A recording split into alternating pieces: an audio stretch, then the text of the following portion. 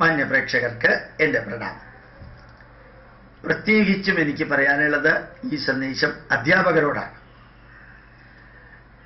സംസ്ഥാന സിലബസിൽ പ്രവർത്തിക്കുന്ന സ്കൂളായാലും ICSE സിലബസിൽ പ്രവർത്തിക്കുന്ന സ്കൂളായാലും CBSEയിൽ പ്രവർത്തിക്കുന്ന സ്കൂളായാലും അവിടെ പഠിപ്പിക്കേണ്ടതിനെ കുറിച്ചെല്ലാം കൃത്യമായിട്ടുള്ള സിലബസ് ഉണ്ട്.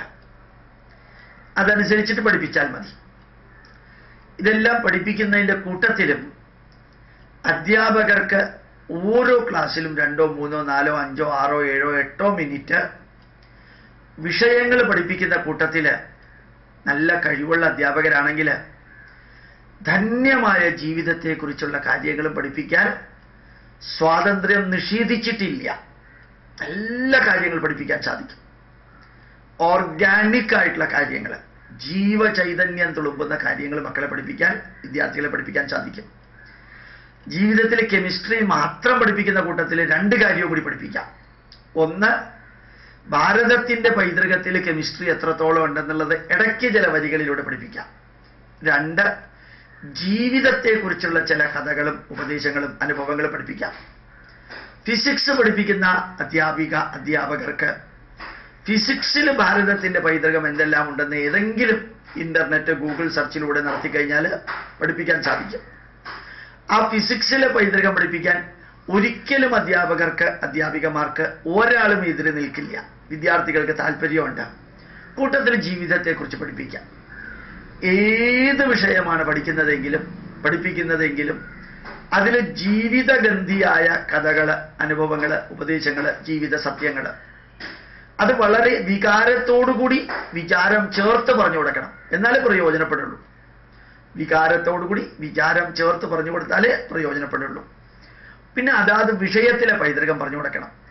നമ്മുടെ സിലബസിൽ അത് ചേർക്കണം, സ്കൂളിൻ്റെ കരിക്കുലത്തിൻ്റെ ഭാഗമാക്കണം എന്നൊക്കെ പറഞ്ഞ് ധാരാളം പേര് ഞങ്ങളെ ബന്ധപ്പെടാറുണ്ട്. പഠിപ്പിക്കാൻ ആവശ്യമായിട്ടുള്ള എല്ലാം യൂട്യൂബിലുണ്ട്. ഇൻസ്റ്റിറ്റ്യൂട്ട് അപ്ലോഡ് ചെയ്തിട്ടുണ്ട്. കൂടാതെ ബ്രോഷറുകളായിട്ട് ഇറക്കിയിട്ടുണ്ട്.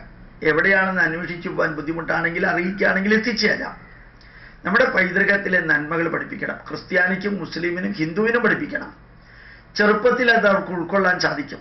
തീവ്രവാദം വളർത്താനോ മതാന്ധമായിട്ട് ജീവിക്കാനോ അല്ല, സംസ്കാര സമ്പന്നമായിട്ട് ജീവിക്കാൻ നന്മകൾ എവിടെയുണ്ടെങ്കിലും പഠിപ്പിക്കണം.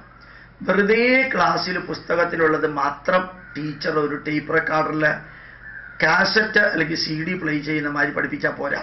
ധന്യമായിട്ട് പഠിപ്പിക്കണം, നന്നായിട്ട് പഠിപ്പിക്കണം. അപ്പോൾ ഏത് വീട്ടിലെ മാതാപിതാക്കളും അറിയണം, സ്കൂളിലെല്ലാം പഠിപ്പിക്കില്ല, കുറേയെല്ലാമെങ്കിലും പഠിപ്പിക്കണം എന്നുള്ളതിനെക്കുറിച്ച് സ്കൂൾ അധികൃതരെ അറിയിക്കണം. അതവർ ചെയ്യുന്നുണ്ടോ എന്നറിയണം. ഓരോ അമ്മയും അച്ഛനും അറിയണം, വർക്കിംഗ് ഡേയിൽ 7 മണിക്കൂറോ 8 മണിക്കൂറോ ആണ് നമ്മുടെ മക്കൾ സ്കൂളിലുള്ളത്. ബാക്കി 17 മണിക്കൂർ അല്ലെങ്കിൽ 16 മണിക്കൂർ നമ്മുടെ മക്കൾ നമ്മുടെ കൂട്ടത്തിലാണ് വർക്കിംഗ് ഡേയിലുള്ളത്. സാറ്റർഡേ, സൺഡേ അല്ലെങ്കിൽ സൺഡേ മക്കൾ 24 മണിക്കൂർ നമ്മുടെ കൂട്ടത്തിലാണ്. Summer vacation, Christmas vacation, Onam vacation, hartal, അങ്ങനെയുള്ള ആഘോഷങ്ങൾക്കെല്ലാം 8, 10 ദിവസം 60 ദിവസം ഹോളിഡേ ഉണ്ട്. അപ്പം നമ്മുടെ മക്കൾ നമ്മുടെ കൂട്ടത്തിലാണ്. നമ്മുടെ മക്കൾക്ക് നല്ല രീതിയിൽ കാര്യങ്ങൾ മനസ്സിലാക്കാനുള്ള കഴിവുണ്ട്. കുറേശ്ശെ നന്മകൾ അമ്മയും അച്ഛനും ജീവിതത്തിൽ പകർത്തിയതിന് ശേഷം പറഞ്ഞു കൊടുക്കണം. അമ്മയും അച്ഛനും ജീവിതത്തിൽ പകർത്താത്തത് മക്കളോട് പറഞ്ഞു കൊടുത്താൽ അവരെടുക്കില്ല. അവർ ജീവിതത്തിലെ ദുഃഖമാണ് അവർ അനുഭവിച്ചറിയണം. അവരും കുറച്ച് വിശപ്പിൻ്റെ വില അറിയണം. അടുക്കളയിൽ അവരെ കൊണ്ട് പണിയെടുപ്പിക്കണം. അവരെ ജീവിതത്തിൻ്റെ നന്മ തിന്മകൾ പ്രായോഗിക തലത്തിൽ കാഷ്വലായിട്ട്, അത് ഇമ്പോസ് ചെയ്തിട്ടല്ല.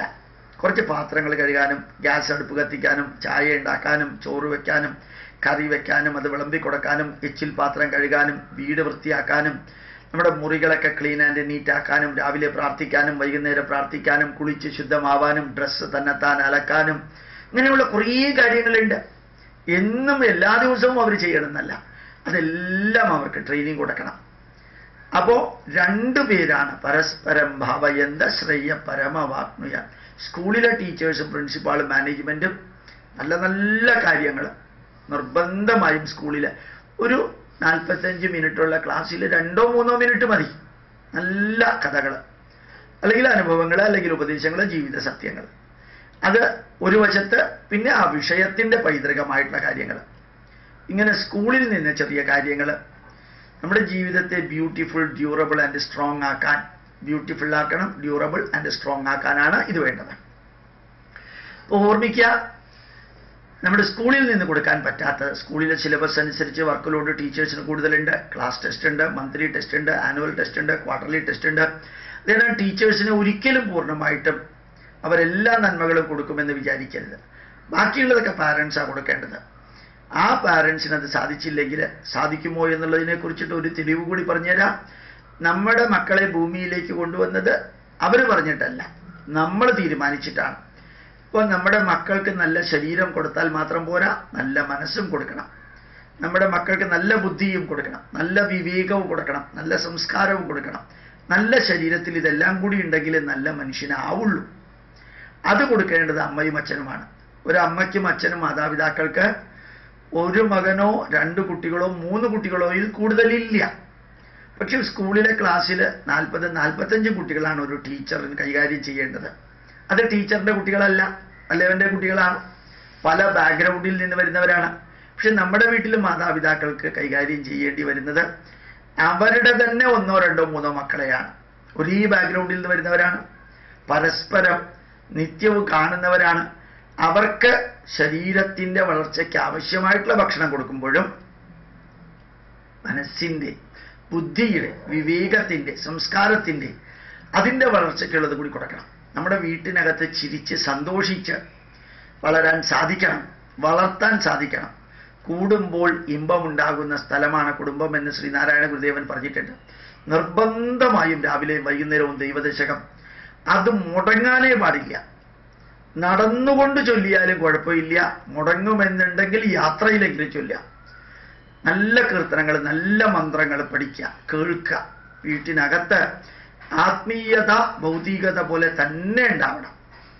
ആദ്യം മക്കൾക്ക് മടിയുണ്ടാകുമെങ്കിലും പിന്നീട് അത് പ്രയോഗിക്കുന്നത് കാണാം. വളരെ സൂപ്പർ സ്പെഷ്യലായിട്ടുള്ള ഒരു ഡോക്ടറെ അടുത്ത കാലത്ത് കാണുകയുണ്ടായി. വളരെ സൂപ്പർ സ്പെഷ്യാലിറ്റി ഉള്ള ഡോക്ടറാണ്, മധ്യവയസ്കനാണ്. ഇതിന് 3 കുട്ടികളാണ്. 3 കുട്ടികളും രാവിലെ ഗായത്രി മന്ത്രം, വേദം ജപിക്കാതെ, അവർക്ക് കാപ്പിയോ ചായയോ ഒന്നും കൊടുക്കില്ല. രാവിലെ 5 മണിക്ക് എഴുന്നേൽക്കണം. 3 കുട്ടികൾ ചെറിയ കുട്ടികളാണ്. അവർ വേദമന്ത്രം ജപിക്കണം, അവർ നല്ല രീതിയിൽ പ്രാർത്ഥിക്കണം. ഇതെല്ലാം കുളിയും ബാക്കിയുള്ള കാര്യങ്ങൾ കഴിഞ്ഞതിന് ശേഷം ഇനി അച്ഛൻ ഡോക്ടർ ഇല്ലെങ്കിൽ വീട്ടിൽ ചെറിയൊരു ഇൻഫോർമലായിട്ടുള്ള പൂജയുണ്ട്, അത് ഈ 3 മക്കളിൽ ആരെങ്കിലും നടത്തണം. അത് കഴിഞ്ഞാലേ കാപ്പി പോലും കൊടുക്കുള്ളൂ. ഒരു സൂപ്പർ ഡോക്ടറുടെ അവസ്ഥ ഇതാണ്.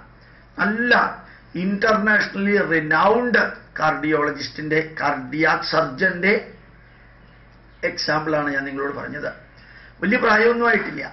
ഓർമ്മിക്കുക, ലോകം മാറുന്നു, നമ്മുടെ മക്കൾ മാറുന്നു, സാമ്പത്തികമായിട്ട് നമ്മൾ ഉയരുന്നു, സാമൂഹികമായിട്ട് ഉയരുന്നു, അതുപോലെ സംവിധാനങ്ങളുടെ കാര്യത്തിൽ നമ്മൾ ഉയരുന്നു, ആഡംബരത്തിൻ്റെ കാര്യത്തിൽ ഉയരുന്നു, എല്ലാ സൗകര്യങ്ങളുടെ കാര്യത്തിൽ ഉയരുന്നു. സാംസ്കാരികമായിട്ട് താഴരുത്. നമ്മുടെ മക്കൾക്ക് ജന്മം നൽകി അവരെ വളർത്തി ഉയർത്തി കൊണ്ടുവരേണ്ട ഉത്തരവാദിത്വം നമ്മുടേതാണ്. അത് മറക്കാതെ ചെയ്യാൻ സാധിക്കട്ടെ. പ്രണാമം, നമസ്കാരം.